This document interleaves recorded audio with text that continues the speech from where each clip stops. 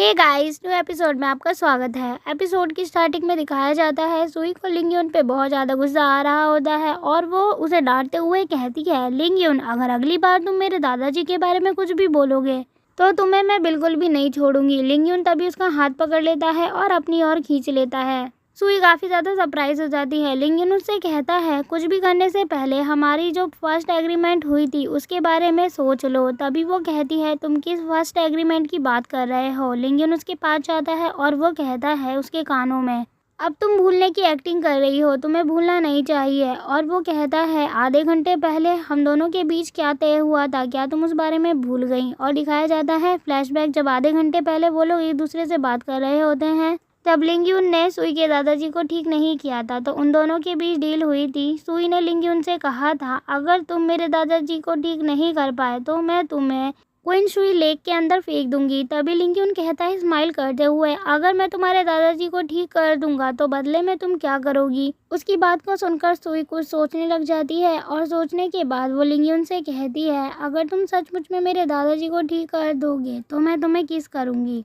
लिंगयुन कहता है, ठीक है, फिर हम दोनों की ये डील होती है। और वो कहता है, एक बात याद रखना सुई, बाद में तुम अपनी बात से मुकर मत जाना। सुई कहती है, मैं अपनी बात से कभी दोबारा मुकरती नहीं हूँ। और इसके बाद फ्लैशबैक से अब का सीन दिखाया जाता है। लिंगयुन उससे कहता है, ठीक है, फिर अब हमारी डील की बारी है, अब मैं तुम्हें किस करने वाला हूँ।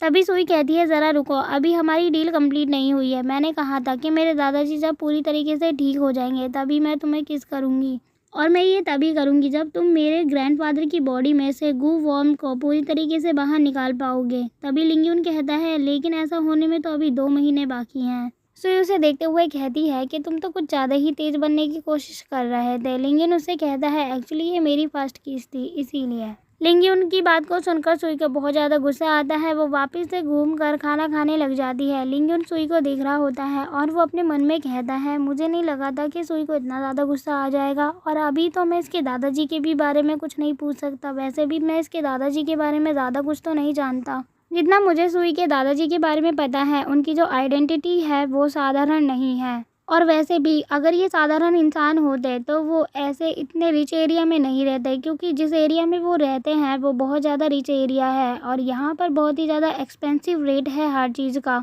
और मैं उनके सामने एक साधारण इंसान हूँ। अगर मैं बहुत सारे पैसों की भी डिमांड करता तो वो मना नहीं करते और मुझे दे देते, लेकिन मैंने ऐसे इसलिए नहीं करा क्योंकि अगर मैं उनसे पैसों की डिमांड करता तो फिर उनके ऊपर जो मैंने एहसान किया है वो उतर जाता, और अगर मेरे को फ्यूचर में उनकी ज़रूरत होती तो शायद वो मेरे काम नहीं आते। और अभी अगर मैं उनसे डिमांड नहीं करता हूँ तो फ्यूचर में वो मेरे काम आ सकते हैं, और मैं तो एक्चुअली रिवॉर्ड के रूप में यही चाहता था। तभी सुई उसके कंधे पे हाथ रखती है और वो कहती है, लिंगयुन अभी मेरे दादाजी को ठीक होने में 2 महीने बाकी है, तो क्या तुम अभी मुझे 2 महीने तक 9 नीडल वाली टेक्निक सिखा सकते हो। उसकी बात को सुनकर लिंगयुन सरप्राइज हो जाता है और वो कहता है, वैसे तो तुम्हें बहुत ज़्यादा टाइम लगेगा उस टेक्निक को सीखने में, और तुम अभी छोटी भी हो, इसीलिए मुझे नहीं लगता कि तुम वो सीख पाओगी।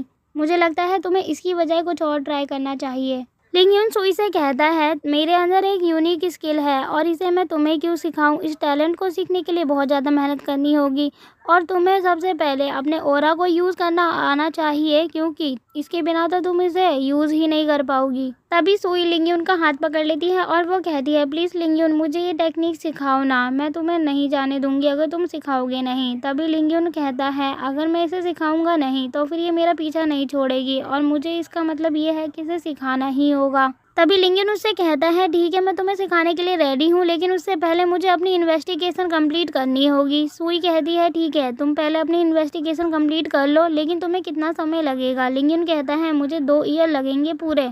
सुई कहती है, लेकिन ये बताओ तुम्हें इतना ज़्यादा समय क्यों चाहिए, 2 साल कुछ ज़्यादा नहीं है। लिंगयुन उससे कहता है, मुझे तुम्हें सिखाने के लिए उससे पहले काफ़ी दिन तक रिसर्च करनी होगी, और मैं अगर तुम्हें सिखाऊंगा तो इसीलिए मुझे काफ़ी चीज़ें सीक्वेंस से लगानी होगी, जैसे कि मैंने ट्रेनिंग की थी उसी तरीके से तुम्हें भी ट्रेनिंग करनी होगी। सुई उसकी बातों को सुन रही होती है और वो कहती है, इसका मतलब ये है कि मुझे बहुत मेहनत करने की ज़रूरत है।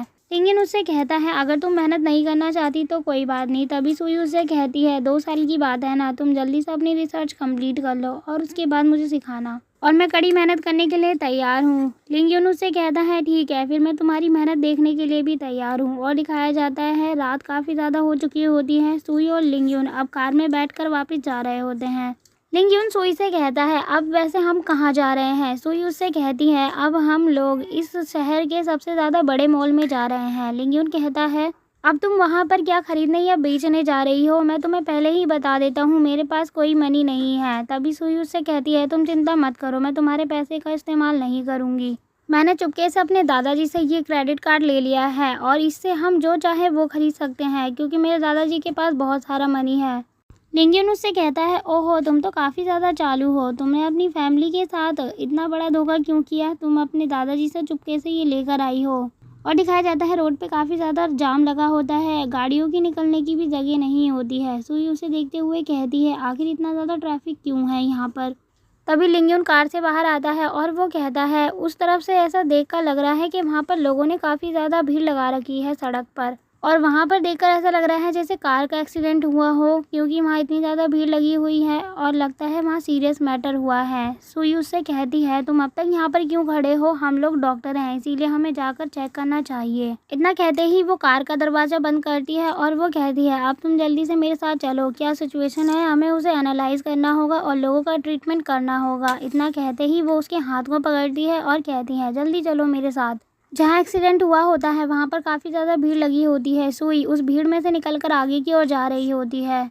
एक बंदा कहता है, ऐसा लगता है जो इस कार को ड्राइव कर रहा होगा उसने ज़रूर ड्रिंक करी होगी, तभी तो इतनी बुरी तरीके से ड्राइव की है और ये हालत हो गई इस कार की, या फिर तो वो फास्ट चला रहा होगा कार को। और वो बंदा कहता है, जब रेड लाइट हुई थी तो मैंने यहाँ पर आकर देखा कि कार का बुरी तरीके से एक्सीडेंट हुआ है और 2 लेडी जो ज़्यादा उम्र की नहीं थी वो घायल हो चुकी हैं एक्सीडेंट की वजह से बुरी तरीके से। और तभी दिखाया जाता है उन लोगों के साथ एक बूढ़ा आदमी भी होता है जो बुरी तरीके से घायल होता है और बेहोश पड़ा होता है, उसके सर से बाहर ब्लड निकल रहा होता है।